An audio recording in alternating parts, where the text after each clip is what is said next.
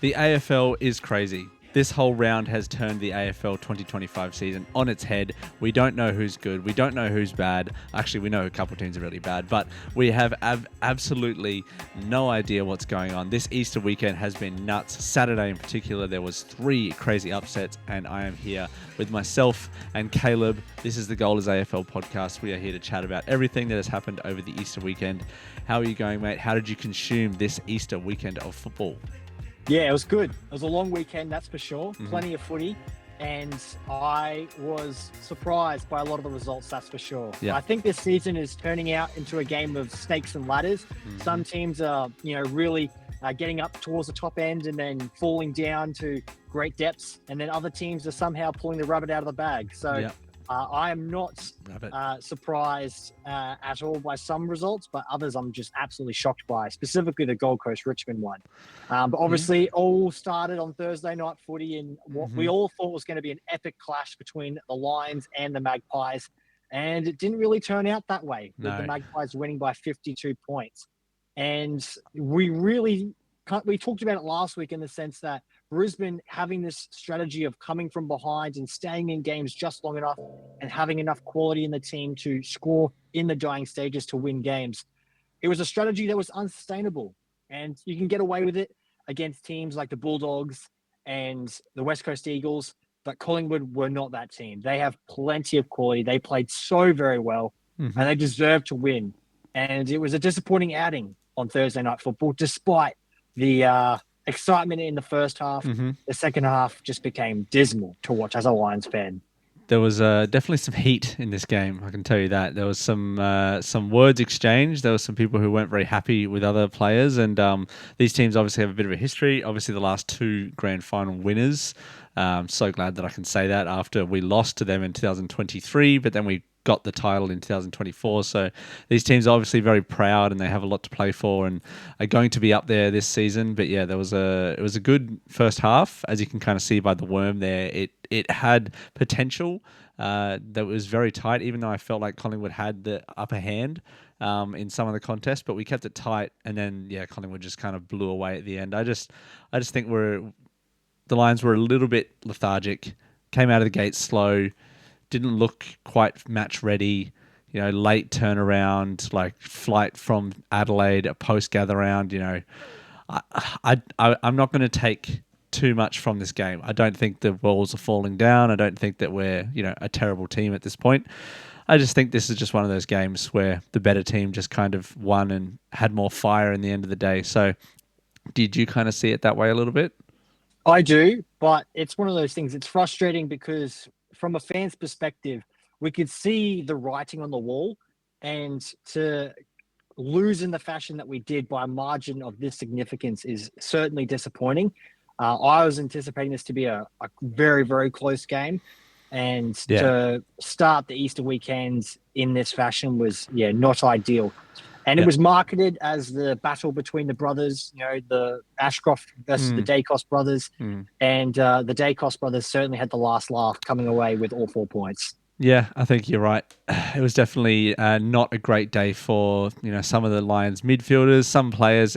Even one that stood out to me was Jimmy Tunstall, who had the first his first game for the season. He'd not made his debut, but we also had another debutant, Sam Marshall. So that's a lot of debutants this year for the Lions. It kind of shows a little bit of strength in depth, but he didn't really get much of a run. But the midfield of Collingwood was just too good. And I don't really want to talk too much about this game. It was a bad start to the weekend. Let's just say that. I think we can both move past it as Lions fans. We'll still be good. That's all I'm saying. I'm not going to. The walls are not falling down. I agree. Moving on to Friday, Good Friday, we had North Melbourne and Carlton. This was definitely not a good Friday for North Melbourne. They are once again kind of seeing themselves down at the bottom of the ladder, somewhere where people didn't expect them to be. They lost this game by 82 points, which is, a team like Carlton, who's, people thought was going to be very good at the start of the season, had a bad start. And now at this point in the season, I think they're finding their form a bit more, especially playing against 2 weaker oppositions, West Coast and North Melbourne now. So a bit of a get-right sort of game. But they definitely filled their boots with this one. It was, wire to wire, pretty much from the beginning. Carlton just dominated the whole game. What was your take on this one, Caleb? No, I think you're 100% right in the sense that this was a game they should always be dominating from start to finish. Two back-to-back wins Mm-hmm. against the weaker oppositions in the competition, and to be able to get this much score on the board, I think will do a lot of good for confidence. Mm-hmm. Certainly for a lot of players who play towards the top end of the field, and Michael Voss has just alleviated some of that pressure. Yeah. And the Blues have been able to raise some more question marks for Alistair Clarkson in terms of where they are in their progression. Yeah. And North Melbourne, they're not the team that everyone thought that they might be, despite some of their positive performances towards the start of the season. And the Blues got a much needed win, that's for sure. I think the North will be okay. I just think that they're a little bit further back than we might have thought they would be at this point. I think, new players coming in, new key players. I wouldn't be thinking that this is needing another rebuild. I'd still keep Clarkson on. Like, this is not that sort of thing. But it is a little bit disappointing. You probably wish you'd shown a bit more fight, especially at home, Good Friday against Carlton. It's kind of a little bit disappointing. But hey, they find themselves at the bottom of the ladder, and Carlton find themselves moving up the ladder, which is a turnaround from where they were at the start of the year, starting 0-4, and now they're up at 2-4. So good signs for Carlton there. We did have another game on Good Friday, which was the late night game. West Coast losing to Essendon. West Coast still without a win, losing to Essendon by 2 points at home. Very, very tight game, scrappy game. Caleb is, for some reason, looking a bit red and sheepish. Why is this, Caleb? Oh man, everyone knows who's been listening. I've been hyping up Essendon significantly, and like when I was seeing the results come through for each quarter, I was like, "Oh no, is this going to be a embarrassing moment for myself?" And the fact that the Eagles put up a fight in Perth is commendable, but Essendon, they can't be allowing games like this to unfold in the fashion that they did. Looking at that worm, it is like very, very staggered in the Eagles' favor for a vast majority of this game.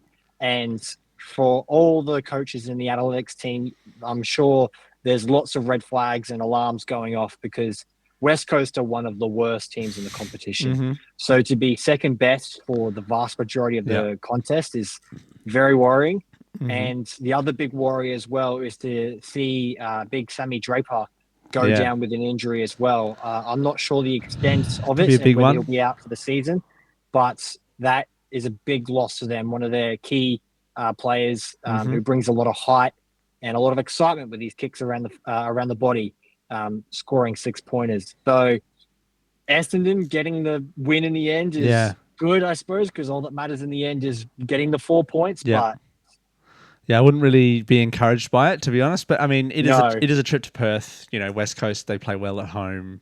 Sometimes they play better at home than away. Let's just say that. And this game was, testament to that. They kind of got up for this game, but just could not get the win in the end. So West Coast is still without a win.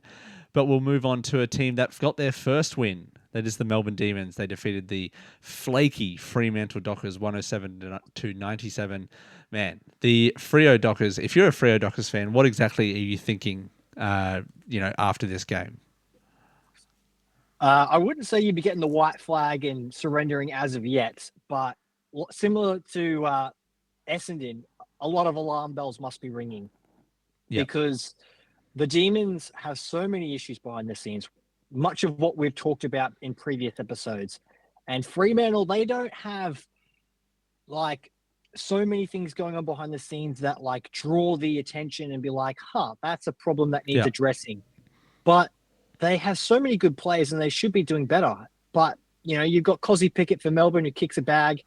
And obviously the Dockers have problems that they need addressing and they haven't done so as of yet. So it's not an ideal start for them. They'd certainly expect to be, pushing into the top 6 positions.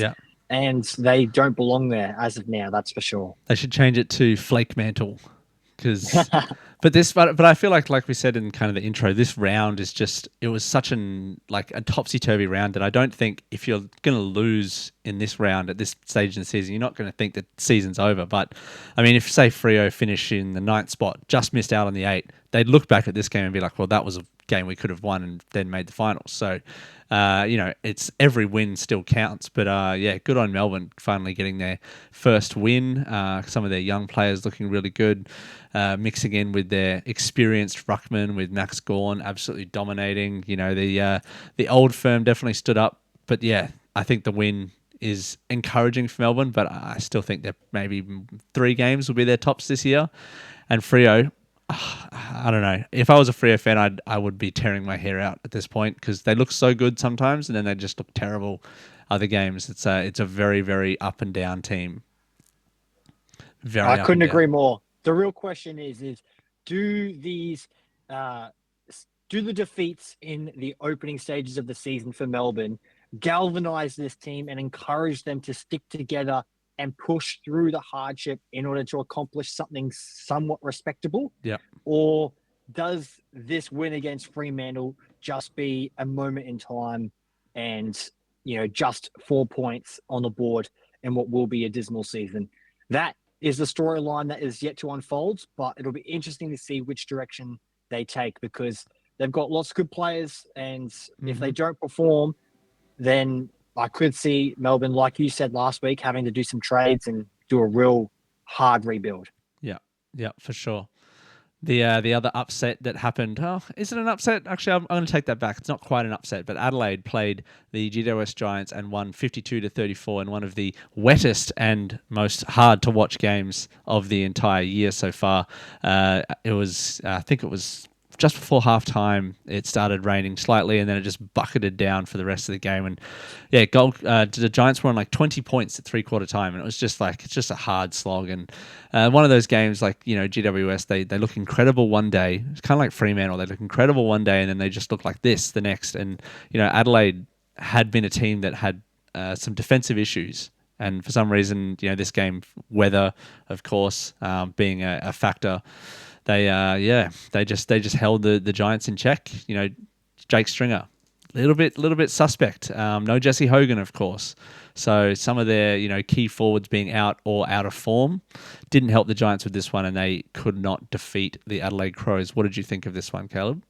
This is a big result for the Crows. We were talking at the early stages of this season, being like, was Adelaide really going to give us this season? Yeah. Are they a contender? Are they someone who's going to be skirting around the edges of the top 8? Mm-hmm. And to be getting a win against one of the most informed sides in the competition is a huge statement, regardless if it's at home or not. Yeah. Obviously, it's always going to be a tough trip to Adelaide Oval for any away side. Yeah. With the atmosphere and everything that has been able to be galvanized since the good start that Adelaide have had. But when you have conditions that are not ideal for football, it's a real testament to how good your players are and how good your coaching staff are in terms of, are you able to adapt your strategy and your play style to the conditions and play winning football? Yeah. And based off this worm, GWS had no answers to the questions that Adelaide were presenting. Yeah. And they always were one step ahead of the opposition and scoring when they had opportunities in their forward half.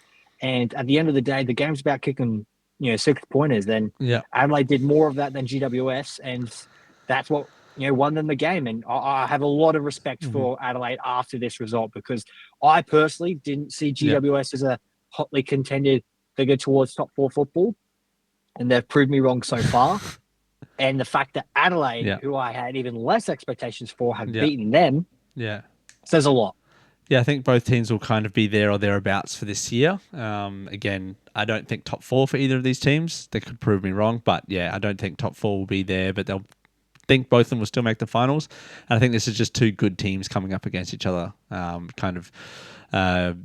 immovable force against an immovable object versus an unstoppable force. They just collide, and they're kind of like, it didn't quite blow out the way that it would have if Adelaide were playing a lesser team. You know what I mean? So this is not a result that I would get too worried about if I was a Giants fan. Let's just put it that way. So A little bit of a hard watch, and I think that a lot of people were kind of glad once the game finished, especially the fans who got completely soaked. It was incredibly heavy. It was almost Queensland. It was almost tropical in the weather there down in Adelaide Oval.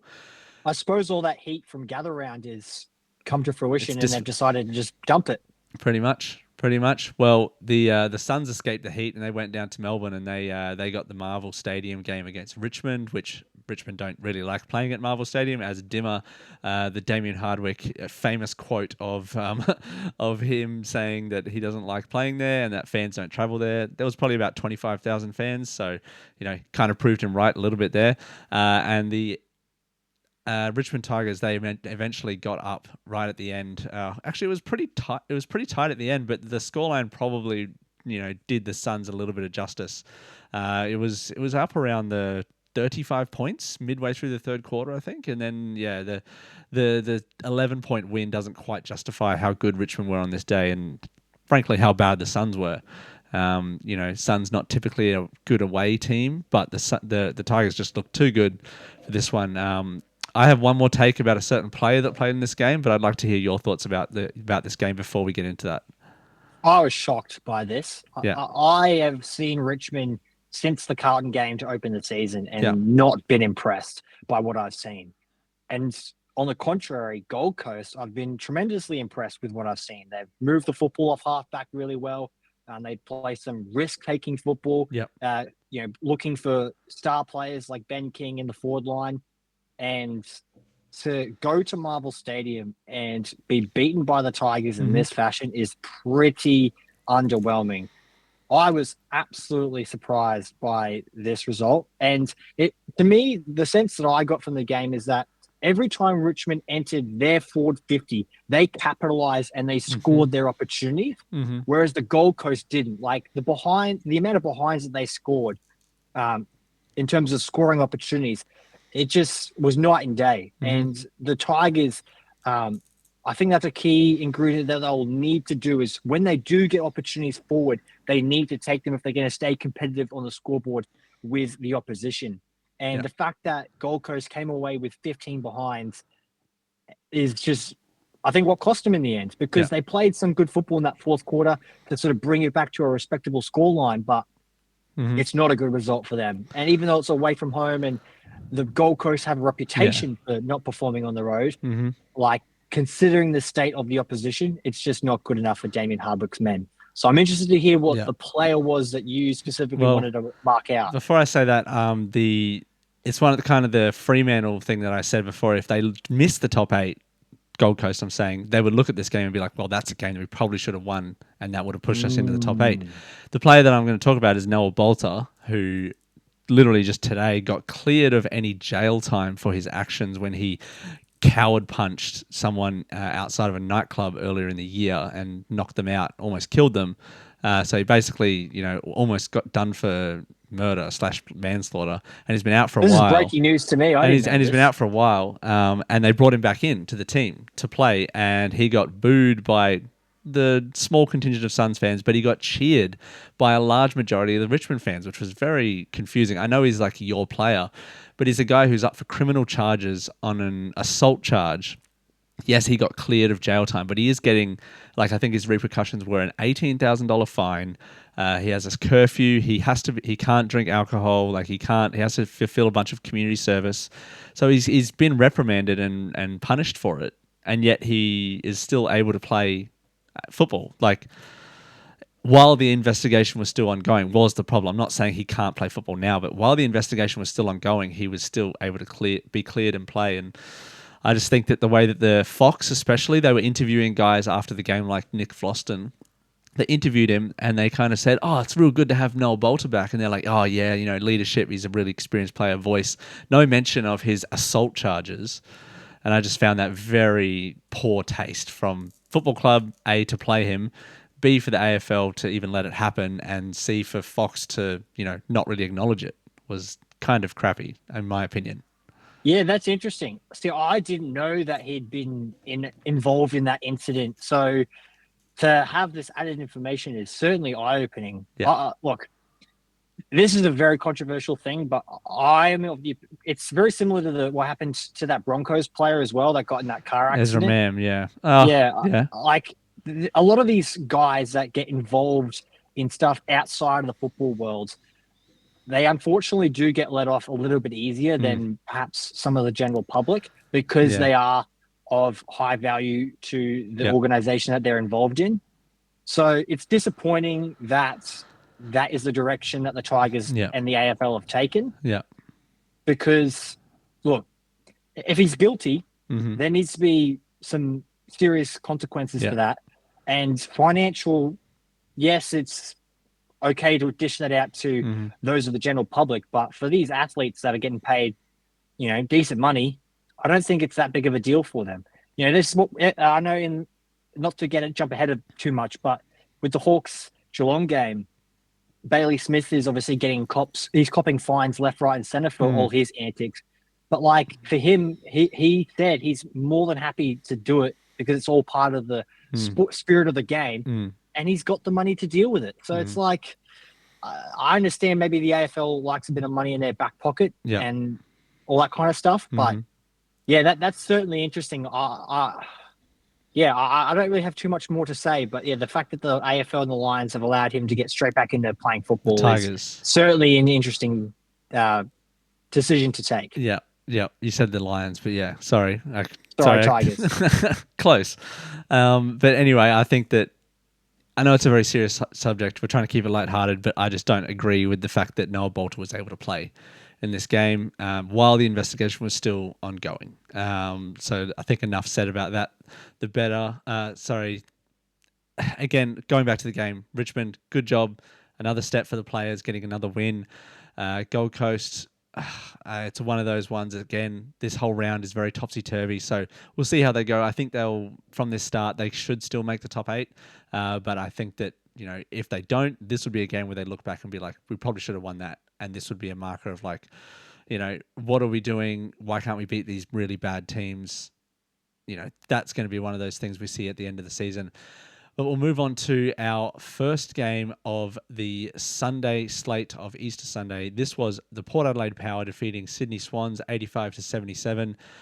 This was a game that I unfortunately wasn't able to watch fully. Did watch highlights, but yeah, Easter Sunday is a big busy one, so it's one of those ones where you can't watch every game of the week. I wish I could, but life. But yeah, Port Power, are they back? Like, I think that they're one of those teams who they finished second last year. Like, they're really good. They had a good list. They didn't have a lot of changes. They got off to a bad start. Last week they beat Hawthorn. And I think that this kind of shows that they're not back all the way, but they're definitely not as bad as we might have thought they were. You know what I mean? Mm. I fortunately did get to watch this game, so Mm-hmm. I'll provide some insight where you might not have some. The Swans they made so many mistakes. It's not even funny. Just like simple errors, like missing passes, not making the right decisions moving forward. And Port Adelaide were on the opposite, were really deadly when they got opportunities in their forward 50. And the worm, I think, reflects that quite well. So the fact that the Swans, in front of a beautiful Sydney crowd, were not Mm-hmm. able to get the win in front of their supporters is a bit worrying because this is the game where if you lost in Adelaide, it's like, okay, it is what Mm-hmm. it is. But at home, to lose to Port Adelaide, I just don't think is good enough for the stature of this club. And I found it quite interesting their resurgence towards the end of the game because there was a lot of shots that were taken to the live broadcast of Dean Cox on the bench, Mm. giving out instructions and reacting to certain things. And I'm just not quite sure if he has the tactical nuance to really take the Swans to the premiership that they also desperately want. Mm. And the fact that he's come up second best in a lot of close encounters this season is concerning. Mm. And I think the Swans have a lot of good players, and they're certainly not in a troubled state as of now. But to just see them make so many basic errors in this game was, Mm-hmm. yeah, concerning. But credit to Port Adelaide, like you've got to be able to step up away from home and get important victories.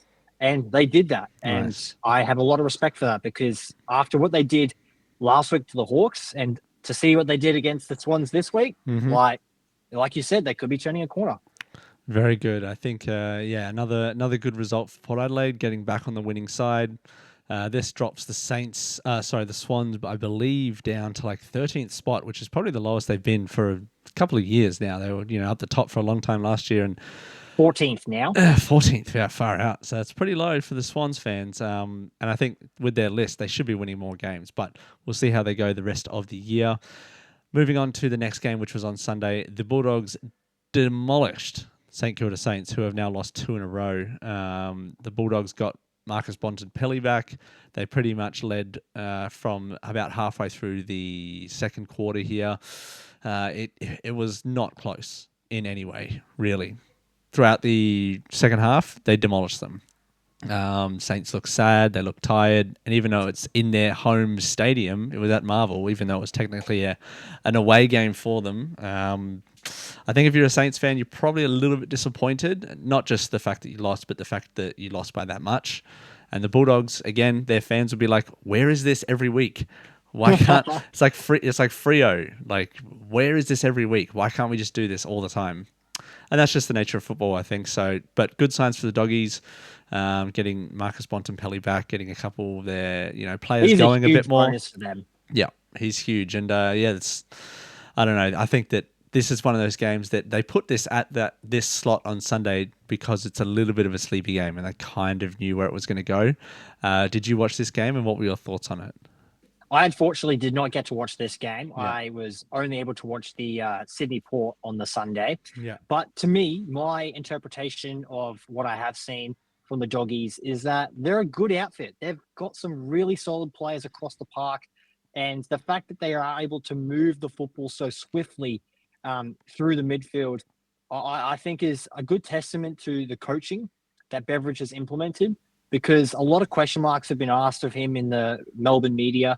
And I think this is the exact type of game against a top 8 fringe team that they need to be winning if they want to be in the top 8. Mm-hmm. I still consider Adelaide, St Kilda, Gold Coast, maybe Fremantle. Like, these are the teams that are all going to be pushing for it. So if the Bulldogs want to be able to push them to the side and get into the top 8, these are the games they have to win. Yeah. And the fact that they did it by 71 points is a statement, that's for sure. Yes, it was definitely a statement, and they look like the Doggies are pretty much all the way back, I would say. They got to play some harder teams. They played well against Brisbane the other week, but lost. And I think that they're going to be on the right trajectory to make the top 8 at this point in the season. The next game and the last game was one of the games of the year. The atmosphere. Monday delivered, didn't it? 80,000. This was a crazy 80,000 fans, I should say, at the MCG saw Geelong defeat the Hawks 86-79. This was a cracking game, and man, there are some real, I'm going to say repercussions for a few players that played in this game, whether it be physical injury or suspension. But man, this was a hot game, tightly contested. I love that this is back, like the rivalry of Geelong Hawthorn back. Remember, 2011, 2015 was like such a great rivalry. It reminded me of like the Swans West Coast rivalry that they had. Obviously Collingwood, Brisbane. This is kind of one of those rounds that brings out the best rivalries and those primetime games, and this was no exception. And Hawks, it's the ones in the middle that you've got to kick it through. It's those ones. And they had a lot of set shots where they either kicked it out on the full or didn't even make the distance. Like right at the end, James Sicily not even making the distance on a kick that could have taken them ahead. Nick Watson missing a very easy shot. All these little things that Hawthorn will look back on and be like, well, we probably should have won that. But Geelong were just too good. So I think that, this is another notch in the belt for Geelong and being like, yep, all right, we're going to keep going. We're going to keep improving after they lost a couple of games at the start of the season. But yeah, I think the Hawks have come back down to earth a little bit in this one. But what was your take on this, watching this game? Oh, mate, it was like watching an episode of Gordon Ramsay in one of his kitchens. It was so hot in the contested football. Yeah. And to see the desire and the passion and the intensity of the football across the park was amazing to Yeah. witness. And the Cats have so many players that are able to just get the ball and move it so quickly. And on the opposite side, the Hawks, they also have great height, both in attack and defense. You've got Chol up front. You've got Sicily, who can play in both sides Hmm. of the pitch as well. And then, they've got shorts as well, like the Wizard, who everyone loves, Can we get rid of the stepping up wizard as well. nickname? Can we get rid of that? He's not a wizard. Like he's not a. He just got given that nickname. Like he's not that good. Sorry, but can we Yeah, but get it's a great sight to behold seeing all the Hawks fans with the bloody hats can we on, get though, rid of isn't that it not? nickname? It's so stupid. It's like when the Carlton fans all rock up with the suits and stuff. I Yeah. love that shit. Okay. But like the Hawks, again, they have so many players where they're able to just in a moment change the game. Mm. But it goes back to what you just said before. It's like the amount of simple mistakes that they made Mm. are just inexcusable. Like Gunston in the first quarter having two easy set shots and missing them both. And then the second quarter, I think it was, he had another set shot, and as soon as he marked it, he's on a slight angle about 40 meters out. He's instantly looking to pass it on to someone else in a better position, and that lack of confidence that he has because of his mistakes in the first quarter. And I want to give you some credit because you said this at the beginning of the season about how the Hawks, because they're still a Mhm. young-ish team, they might not be able to handle the pressure when they get into those moments. And this was a great example of being in front of a huge crowd, the biggest crowd that Geelong have ever played in a home and away season game. And the Hawks just made simple, nervous errors. And in the end, when it's a close contest in terms Mhm. of the scoreboard, the opportunities that you don't take to get points on the board Yeah. through the big six, like you said, Yeah. are going to cost you. Mhm. And I loved the shot at the end of the game when Hawks are in their dressing room and Sicily just has his head in Yeah. his hands, and you can feel the responsibility that has been taken upon his shoulders and Mhm. the rest of those in the dressing room. Yeah. And conversely, I want to say with the Geelong Cats, Mhm.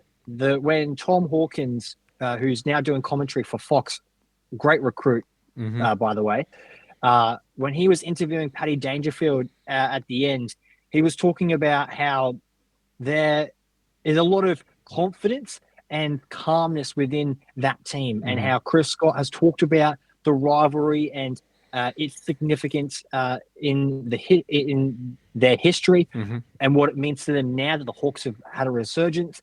And they just seem like such a cool, calm, collected outfit. Mhm. And when you've got a coach who's been in the game for so long and can imbue that into the players, I think Mhm. that sets them in real good stead to be another Yeah. great finals contender, because Yeah. these are the type of crowds that they're going to be playing in front of. Mhm. And to be able to maintain their nerve and get the win is hugely impressive. And the Mhm. Hawks, not quite good enough in the end. Yeah, this is one of those games that was very hot, and we'll talk a little bit about Connor Nash almost decapitating Brian Myers in the I think it was in the fourth quarter. Almost he knocked him out. Had to go out off the ground. Connor Nash probably going to be out for a few weeks because of the swinging arm action. How Whether about Bailey Smith yeah smacking that guy in the yeah face with the with football? That was Impey just very smacking him in the subtly. yeah, Yeah. very, very, very good, Bailey Smith. Good game from him. Yeah, he was That great. action was kind of funny. So one of the best recruits in my mind of the year has been Bailey Smith. But 100%. looking at the round in totality, I'm kind of looking at the three games that three of the games we've spoken about: the Lions, Collingwood, GWS, Adelaide, Geelong, Hawthorn. That's six teams that I think are all going to be in the top eight. So that's three games where I think all of those teams are going to be in the top eight. And now that only leaves two slots for two other teams. And we talked about some of the other teams, and man, it is going to be an absolute dogfight for 7 and 8. Even like whoever finishes ninth will probably miss out just on percentage. Like it's going to be like you're saying, Bulldogs won by 70 points. They needed to win by 70 points because if they're going to be fighting for that top eight, That's a good they're point. going to need that percentage. And if you're looking at that kind of 7 to 8 spot, it's going to be so hot, so tight. And I think that's a good segue to lead us on to where we currently are in the ladder. And that means that we're looking at Collingwood, who defeated Brisbane 1 and 2. You got the Suns, you got the Giants, Crows, Hawks. and the Cats, all there along with Western Bulldogs. So I'm saying the 6 of those teams I feel are going to stay in the top 8. I know it's early season. Some teams could fall off. I'm not saying that's exactly where they're going to finish, but I think that those 6 teams that I spoke about are going to be in the top 8, and that kind of leaves just 2 spots. So either that means the Suns are going to have a massive fall from 3rd to out of the 8, or down to 8th, something like that. It's going to be a very interesting ladder. So what do you see from that ladder so far? What's your take? My 2 question marks with regards to the current standings are Gold Coast and GWS. I do think it's a false position for both these teams at the moment. So I am curious to see how it unfolds for them. But like you said, a lot of these teams were expecting to be within the top 8 come the tail end of the season. Yeah, it's going to be a tight finish. I know we're only in round 6, but man, it feels like the season's gone for a long time. Looking at the second half of the ladder, we've got Freo there in 9th spot, Port Adelaide in 10th, Essendon there in 11th, St Kilda, Carlton, the Sydney Swans, as we said before. A little bit surprising that they're going to be there. Richmond, North Melbourne, Melbourne, and West Coast. What do you see in the second half of the ladder, the bottom 10, let's just call it? Again, not impressed by where Essendon are right now. Mm-hmm. I expected them to be on a similar level to where the Lions are performing, and they have not got the wins that they probably should have. Carlton obviously is still a big surprise. The Swans are a big surprise, but the bottom 4 is exactly what we anticipated coming into this season. Richmond, North Melbourne, Melbourne, and West Coast. Yeah. They are rubbish. They are. I do not anticipate seeing anything of significance from them, despite what Richmond accomplished against the Gold Coast Suns. Yeah, I think you're going to have the bottom 4 and then a stack of teams, all the way from 14th to 8th. It's going to be a crazy kind of finish, and as you can already see, there's a lot of teams already on 12 points.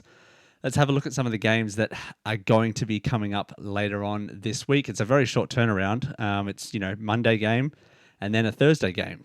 Again, it's going to be a very, very short turnaround. You've got Collingwood versus Essendon. Obviously, Anzac Day is coming up. That's going to be a cracking game.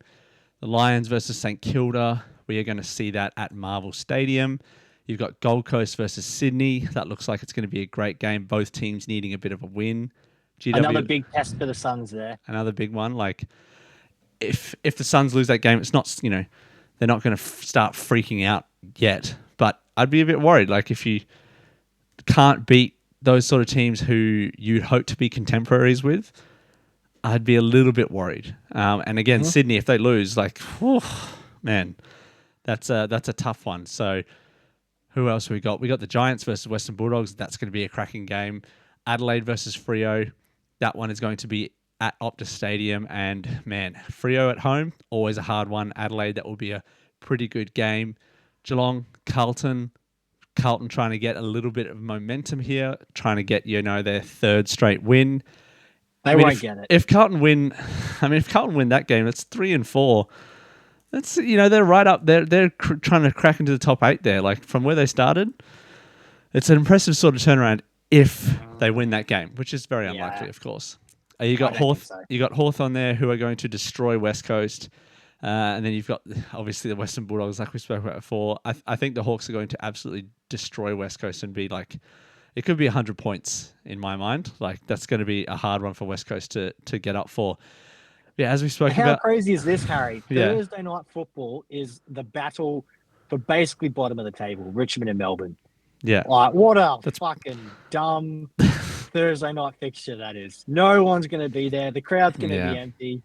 I don't think that's going to be very well attended at all. No spectacle at all. Yeah, you got down the bottom of there, you had the Richmond-Melbourne game, and then you also have North Melbourne versus Port. So Port going to be at home, and I think that it's going to be one of those games that North Melbourne, again, should try and get up for. Like, they really need to bounce back, but I don't see them winning. And against Port Adelaide, they should, Port Adelaide should have a good win there, which would make it 3 on the trot for the Power. So, good signs for them.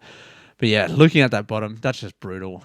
Like, all those 4 teams down the bottom there, that is a brutal total of wins. And it's been an exciting round. And man, I can't believe we're at round 6 already. We're literally, what are we? A quarter of the way through the season. Just under a quarter. But yeah, it's gone by so quick. So much has happened. Like I said in the intro, I don't know who's good at the moment. I don't know who's bad. Like, Collingwood, obviously top of the ladder, but I mean, they're one slip up away from everyone saying they're rubbish, especially because of the fan base that they have is, toxic. Let's just say that. And I mean, some people were saying that some Brisbane fans were like, "Oh, far out! How could we lose like that? We've been terrible for weeks," all that sort of thing. And I'm like, that was our 19th. That was our second loss in 21 games, like straight. Like, come on, like. Have some faith in Fagan and the Lions, and I think we'll be just right. Let's finish it on a positive note. Let's bookend it with the negative result, but we're going to look forward to the positivity for the Lions. So go the Lions. Yes, we are both Lions fans. I'm not going to shy away from that. So we're going to wrap it up there. Any last words, Caleb, before we head off for the day? No, that's all. Nice. We are looking forward to the next round of footy. Again, thank you so much to everybody for joining us. We're going to keep doing this throughout the year. It's a good chat, good wrap up, keeps us in touch with the AFL, and we are excited to see what happens next week. So thank you so much to everybody. Have a good day.